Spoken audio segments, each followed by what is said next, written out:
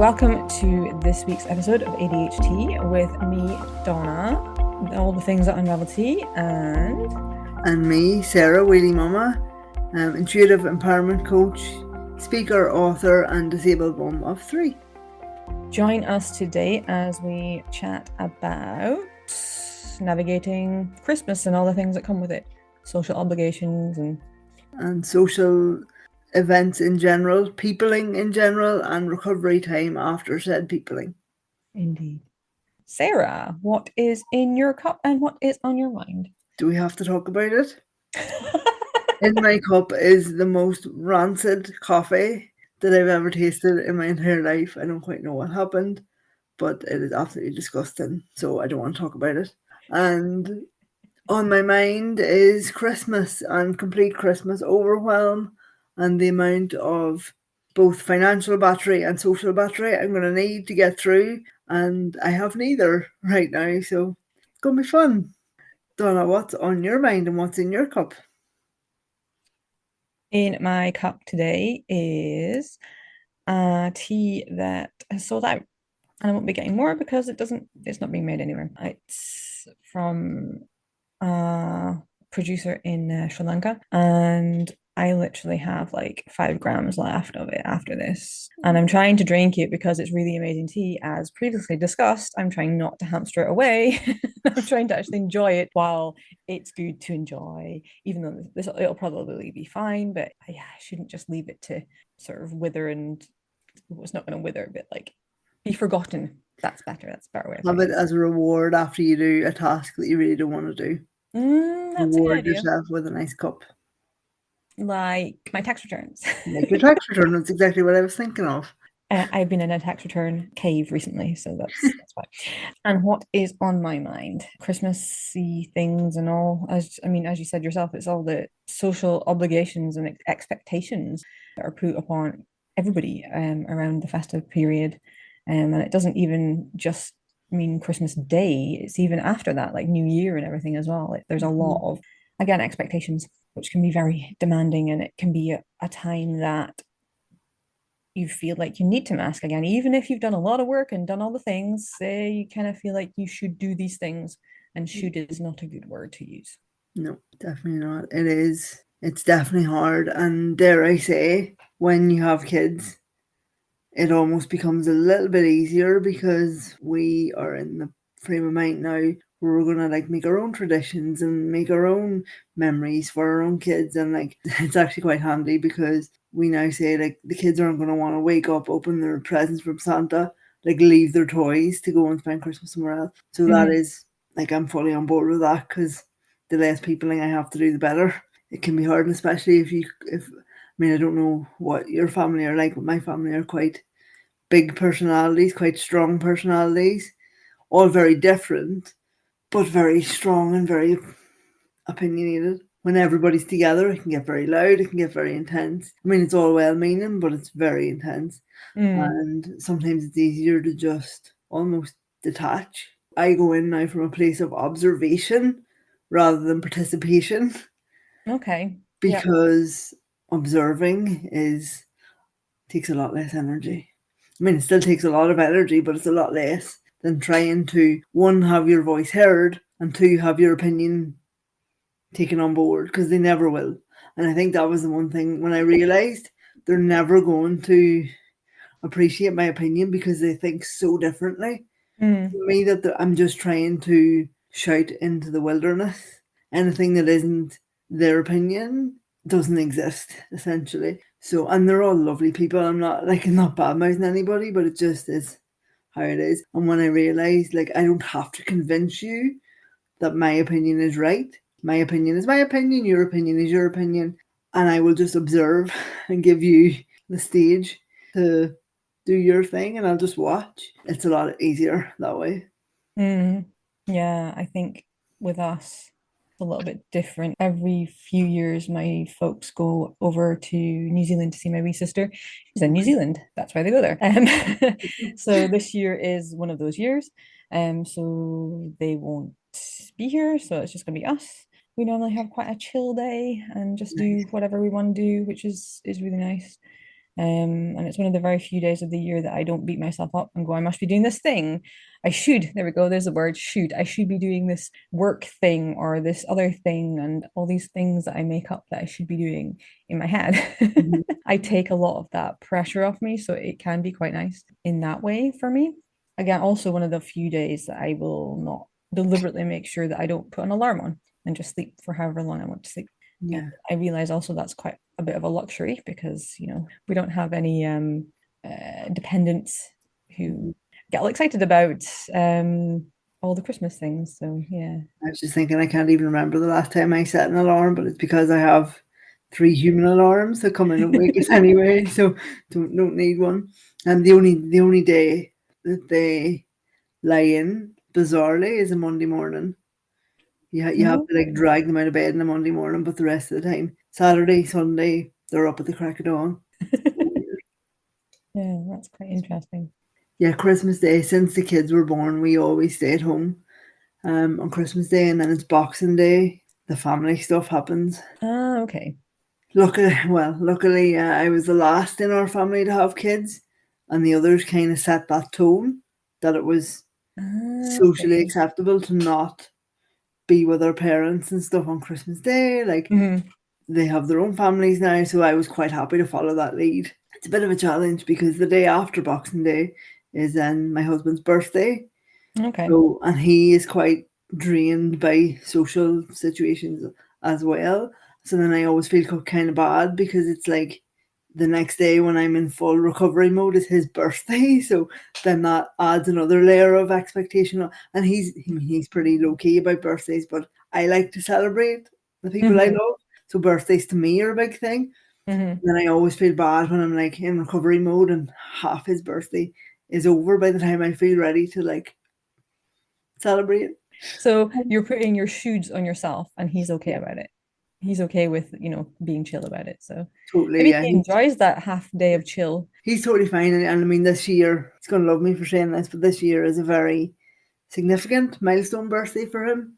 And I've been saying to him since like June, we're going to do something special for your birthday. And he's like, no, we're not. We're not. It's just a normal day, like very low key about it. But then that makes me even more determined to do something special. But yeah, it's fun. But I definitely find, would you say that it's true for you as well when you do go into a social situation, be it Christmas or not, that it takes you a long time then the next day or maybe several Hmm. days later to like Hmm. Hmm. recalibrate and recharge? Definitely. Yeah. I mean, sometimes with events as well, because it's like you're constantly switched on and it's just me at my stall, so I don't get a break, and it's great. I love speaking to people about tea and because I'm at my stall, they expect me to, which is absolutely amazing. So I'm not just blindsiding people randomly Yeah. going, I'm going to talk to you about tea. Yeah. So it is fantastic, but it is really my battery gets depleted like pretty quickly and 3-day events are it is a lot. As I said, even though it is amazing to be able to and have that opportunity to do that, it's at least a day afterwards where my brain just doesn't function. It's just on Mm-hmm. autopilot and that's Mm-hmm. about all it can Mm-hmm. do. So yeah, it is interesting because a lot of my customers who also, enjoy tea and everything as well, experience a very similar thing. And actually, I use tea as a form of taking time out. And I, again, with the whole like I mentioned there about beating myself up about not putting an alarm on or not doing a thing for business or not doing a thing for X, Y, or Z, taking time out for tea is something that I don't beat myself up about. And I'm Okay. like, this is fine. This is okay. You need to have this time because it helps in the long run. And I think that that is really important, be it tea or be it anything, Mm-hmm. actually. Mm-hmm. If you do that little small, or it can be big, you could take half an hour, or you could take 5 minutes. Disappear for a week out of the group chat. Yes. Oh, I wonder who we're talking about now. You need to take the amount of time that you need to recharge. Yeah. But if you do keep it up every day, even 5, 10 minutes, it makes a big difference in the overall picture. Yeah. And I definitely find that was he. I don't know where I was going with this. 100. I'm finished No, now. no. Okay, we're finished. It's it's so true. It is about knowing the things, and even that. I mean, I'm sitting here in both awe and completely horrified about the thought of a 3-day event. The most I've ever done is two, And the second, halfway through the second day, I'm like hitting a wall. Going, I just can't. So 3 days, I doff my hat to you because that is incredible. And you do that repeatedly. It's not just once a year, it's Yeah. several times. I mean, the 3 day ones are not all the time. It tends to only be around Christmas time, and I've only got two at the time of recording. I've only got two this year that are 3 day events, but I do 2 day events, and yeah, again, that's a lot. But some of it is also because depending on the event, like I mentioned the dopamine dolls event before, and it was great because I knew that everybody there was accepting of my brain doing weird things. Whereas like people in the stall that I don't know, I don't know if they will be. I still find myself kind of covering up for my, I don't know what I just said. Let's just hope for the best, which does take more energy. And that's it. So part of it is probably my own fault with my shoulds. I should cover this up. I should try and pretend to be normal. I think that's probably one thing where me being me is an advantage because when people approach me or when people see me, it's obvious. Like the Mm, chair is obvious. So therefore, I don't feel the need to disguise, really. misguide. You're saying I misguide people, No, Sarah. no, I said disguise. But no, and you absolutely don't. You absolutely don't. But it's like I just kind of go, well, you're either gonna. I mean, by the very fact that you come up to talk to me anyway, that's one Mm-hmm, hurdle overcome straight away. mm-hmm, mm-hmm. So I don't have the wherewithal to try and. You've got over that bit, you mean? I Well, no, haven't. some days I literally just don't have the energy, Mm-hmm. and I'm like, if you have an issue with anything comes out of my mouth, then I'm sorry, but that's on you. It's not on me because I can't. Because there was a doctor one time said to me when I was younger that for me to physically do something takes 4 times more energy than it would for you to do the same thing. I always poo pooed it when I was younger, and I was like, that's Uh-huh. rubbish, sure it doesn't. But see now, when I'm very aware that my spoons are limited or my battery is low, Mm-hmm. I very much acknowledge that fact, and I'm like, well, I can either do this or this, but I can't do both. And Oh, that's a if I really have to use my battery, mm, try and like make myself more palatable to you, then mm-hmm. that's I can't afford to do that because I've got this other thing that I need to do. Mm-hmm. Mm-hmm. So I can't. So if I'm not going to waste my limited resources to mold myself into something that's more acceptable to someone else. Mm-hmm. Yeah, that's a really interesting way of putting it. I mean, obviously I know, obviously that's not obvious, but I'm aware of like spoon theory and everything as well, but I'd never Mhm. thought about it in the way of, this takes this amount more energy because it works with ADHD brains as well. It takes a lot more energy for me to not fake something, but like make sure that somebody would be okay with my full-on brain before I sort of unleash it. Mhm. Because I've watched people when I've been talking about tea before, and I've watched their eyes glaze over, and I'm just like, okay, sorry about that. But even as well, like don't underestimate and don't discount the amount of energy that it takes for you to actually get there in the first place. To be standing in front of that person to have the conversation about the tea. Like I said, like there's no way in hell I could do 3 days. So that Mm, takes an insane amount of battery for you to keep showing up and keep doing the things because I'm sure there's many times that you're like, oh, I can't do this today. I just can't. And like you push through, you do it anyway. So you've already used up mhm, a good lot of energy to just be there in the first place. And it's for me, it's mhm, like even physically getting dressed takes a lot of energy. And I suppose I'm saying that, and I'm also realizing I'm battling with the mental stuff as well as the physically getting dressed and doing all the things. So, mhm, like, let's not underestimate to even be there is a win in itself. mhm. So why would we sabotage and use up whatever juice we have left? Yeah, no, that makes a lot of sense. Yeah. So you're trying to encourage me to just unleash my brain on people.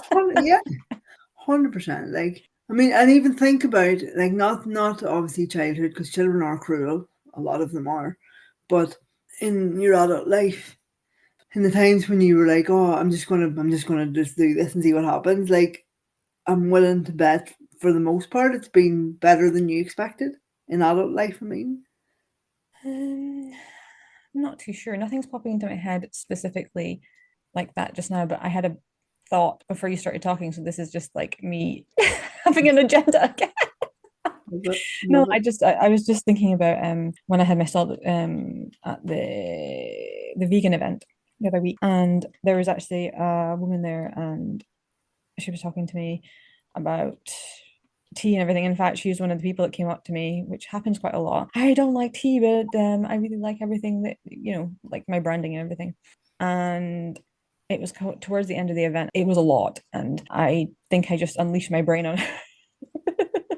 And I ended up talking to her about a lot of stuff. And I think, did she say she's got ADHD? I can't remember. Neurodivergent, anyway. And then I told her about the podcast. So, hi, if you're listening. Thank you for that interaction.